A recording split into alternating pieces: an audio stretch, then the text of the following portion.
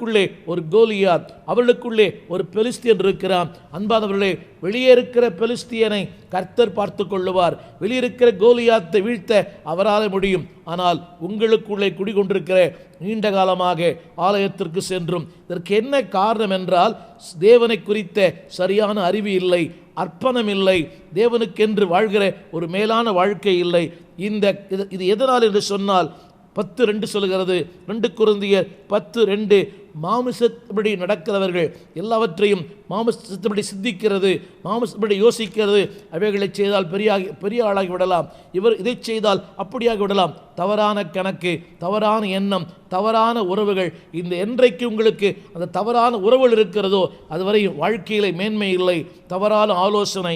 இங்கே வேதம் சொல்கிறது, அதாவது மாமிசத்தபடி நடக்கிற இவர்கள் மாமிசத்தபடி போர் செய்கிறவர்களாய் இவர்கள் மாறுகிறார்கள்.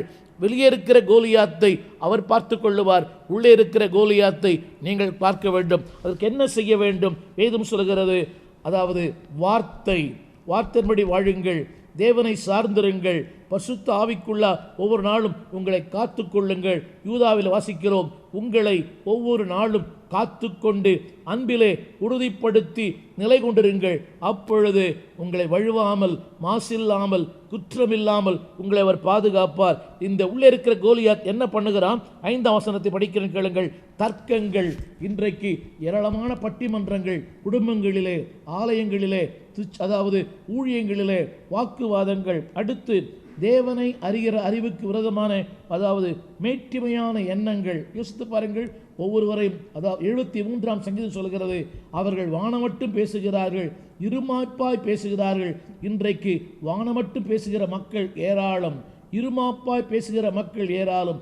ஆண்டவரை அறிந்த ஊழியம் செய்கிற மக்கள் கூட இப்படி பேசுகிறதை நான் கேட்டிருக்கிறேன். இதற்கு என்ன காரணம் என்றால், அவளுக்குள் இருக்கிற கோலியாத். இந்த செய்தி கேட்டுக்கொண்டிருக்கிற என் அன்பான சகோதரனே, ஒருவேளை உனக்குள்ளே வெளியே இருக்கிற கோலியாத்தை குறித்து நீ கவலைப்பட வேண்டாம். உன்னை மிரட்டுகிற, உன்னை நாள்தோறும் பயமுறுத்துகிற, வந்து உன் வாழ்க்கை நாசமாக்க விரும்புகிற அந்த கோலியாத்தை அவர் பார்த்து கொள்ளுவார்.